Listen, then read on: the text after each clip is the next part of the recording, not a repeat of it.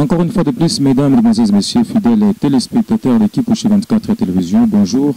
Bienvenue encore pour ce énième numéro de l'émission Les Parcours. Aujourd'hui, nous recevons un monsieur bien de la cité minière de Kipouchi que vous allez découvrir. Comme vous pouvez le constater, Le Parcours est une émission qui est là pour vous faire découvrir différentes personnalités qui se sont distinguées dans le monde, différentes personnes qui ont marqué leur histoire et qui continuent à marquer leur histoire dans ce monde. Aujourd'hui, on reçoit un monsieur de la cité minière de Kipouchi que vous allez découvrir tout à l'heure, à qui nous disons bonjour monsieur. Bonjour monsieur le journaliste. Bienvenue dans cette émission Le Parcours. Merci beaucoup. Voilà, vous êtes devant les nombreux téléspectateurs de Kipouchi 24 qui vous suivent déjà. D'abord, nous voulons savoir comment on vous appelle. Moi, on m'appelle Michel Elvis, Hervé Mouewa.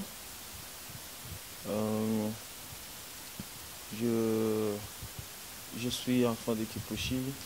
Je suis né à Kipouchi, grandi à Kipouchi. J'ai fait mon parcours scolaire à Kipouchi et après mon diplôme d'état, je suis allé à l'université de Lubumbashi où je suis sorti comme ingénieur de mine. Voilà. Merci beaucoup pour cette brève présentation. Alors, qui est Elvis Mouewa? Qu'est-ce que vous avez déjà réalisé dans votre vie? Qu'est-ce que vous avez déjà fait? Et qu'est-ce que vous continuez à faire dans votre vie? Elvis est un enfant de Kipouchi, comme je vous ai annoncé. Je suis né à Kipouchi avec mes deux parents à Jean Jekami, que leur âme repose en paix parce que tous les deux ne sont plus partie de ce monde depuis un certain nombre d'années. Je suis né d'une famille de plusieurs enfants. Et je suis ingénieur de mine et présentement agent dans une entreprise au pays où j'assume quelques responsabilités. On peut savoir cette entreprise-là? Non, c'est pas caché. Oui. Je suis agent à Kibali Gold Mine. Ok. Où je suis le directeur de la mine souterraine depuis un certain bout de temps. Voilà. Merci beaucoup à monsieur Elvis Mouewa. Et avant que vous ne soyez agent de Kibali Gold Mining, vous travaillez d'abord où? Juste après mon diplôme universitaire, je m'étais lancé dans plusieurs stages, dans différentes entreprises, où j'ai eu à travailler comme journalier ou contractant, comme on l'appelle. Et après cela, je passais presque 2 ans et demi dans l'enseignement, comme professeur de mathématiques, chimie, métallurgie générale, dessin et plusieurs autres cours à l'Institut technique Mapendo. Ok. Je suis d'ailleurs aussi diplômé d'état de cette même école. Et alors les préfets m'avaient sollicité pour venir encadrer nos jeunes. Et juste après ça, je me suis retrouvé à Kibali Gold. Okay. Et là où j'ai évolué pendant plusieurs années. Ça c'est ma 10e année maintenant à Kibali Gold, où je suis passé par différents niveaux jusqu'à avoir le poste de directeur de la mine souterraine. Très bien. Alors, depuis que vous œuvrez là-bas, vous travaillez là-bas déjà une dizaine d'années, qu'est-ce que vous comptez faire en tant qu'enfant de Kipouchi, natif de Kipouchi, dans le cadre un peu on peut dire des responsabilités sociétales, hein? C'est quoi un peu votre projet de société pour Kipouchi? Projet de société pour Kipouchi, je pense, je suis beaucoup plus dans l'encadrement des jeunes, beaucoup plus les démunis. Moi-même étant je peux dire orphelin de père et de mère, mais malgré l'âge que j'ai, mais oui, mes parents naturel, sont partis quand j'avais pratiquement 8-9 ans. Ah bon? Ce qui a fait de moi orphelin à un âge trop bas. Trop bas, oui. Et après avoir traversé toutes les difficultés et autres, Oui. j'ai appris à soutenir les orphelins. Je suis dans l'entrepreneuriat. Ok. Vous savez, à un certain âge, oui. on sera obligé de prendre la décision peut-être de prendre une retraite. Ok. Parce qu'il y a un âge où la personne est appelée à se reposer. Oui, dans cette optique de préparation oui. de la retraite, oui. il y a plusieurs domaines privés oui. où nous nous engageons, oui. tel que l'entrepreneuriat, ça se prépare, c'est pas un truc où on se réveille le matin et on commence. Il faut se préparer bien avant. Exactement. Oui. Alors je me prépare dans ce sens-là, oui. créer mes propres activités. Peut-être quand je ne serai plus agent Kibali, oui, oui. où je serai obligé d'être dans un domaine privé oui. et évoluer dans ce sens-là. Dans ce sens-là. Oui. Alors, pour le moment, est-ce qu'on peut savoir un peu quelques réalisations que vous avez déjà posées ou bien qui sont en cours pour que, quand vous serez un peu libre, qu'est-ce que vous allez un peu commencer à faire pour la communauté de Kipushi, la communauté tout entière? L'investissement, c'est quelque chose qui est progressif. Okay. Ça commence par un premier pas oui. où vous choisissez un domaine oui. ou plusieurs domaines oui. et à partir de là, vous mettez en place vos objectifs oui. et un plan d'exécution de ce projet-là. Voilà.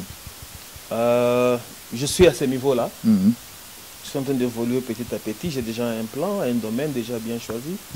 Et je suis en train d'investir petit à petit. Et un jour, nous allons annoncer les fruits de notre investissement. Ce que nous ne pouvons pas faire maintenant parce que c'est un projet bébé. Ok, très bien. Que nous ne pouvons pas dévoiler maintenant, mais qui est en cours. Par rapport au social réalisé, comme je vous ai dit, je suis chrétien, j'évolue dans une église où je soutiens mon église en soutenant les orphelinats, les hospices de vieillards, les différentes prisons, on aide les démunis. Ça, c'est inné. On ne peut pas appeler ça comme investissement, mais parce que vous avez parlé du social, et nous, on est beaucoup plus basé dans ça. Avec les peu que Dieu nous donne, et nous nous arrangeons aussi pour soutenir tant soit peu les gens qui en manquent. Merci beaucoup pour ce parcours qui est tout à fait élogieux. Alors, Monsieur Elvis, face à la politique de la République démocratique du Congo, vous désirez, ou bien vous êtes un politicien, ou bien vous désirez un jour vous lancer dans la politique? Bonne question. Oui. Je n'ai jamais fait la politique. Ok. La politique du pays, comme vous le savez, est complexe. Et pour être franc, je suis les informations. Étant congolais, j'ai le devoir d'être à la page de ce qui se passe au pays. J'ai aussi des sentiments comme tout peuple congolais. Évidemment. Tout citoyen congolais a des sentiments. Je peux dire que voilà, moi j'appuie les idées de tel ou je n'appuie pas les idées de tel.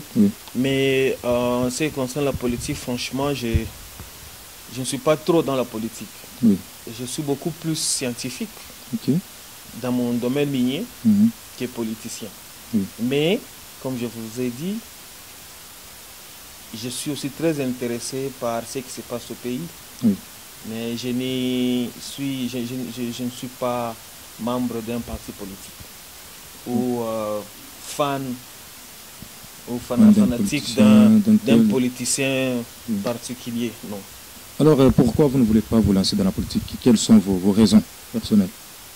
Les raisons personnelles est que Pour le moment, comme je vous ai dit, je suis beaucoup plus concentré dans mon domaine professionnel. Ok.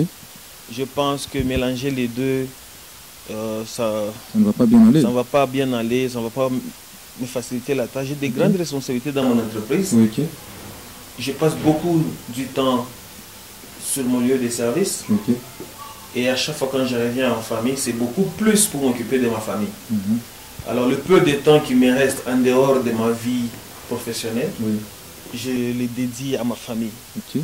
Parce que s'il faut encore ajouter la politique pour le moment, ça serait très compliqué. Peut-être l'avenir nous dira plus. Mais pour le moment, franchement, je ne suis pas dans la politique. Merci beaucoup. Gloire Pascal est du côté de la réalisation. Et nous sommes en train de tendre petit à petit à la fin, pratiquement à la fin de cette émission. Alors, je ne sais pas si peut-être vous avez quelque chose, vous vous attendiez à dire de quelque chose qu'on ne vous a pas demandé.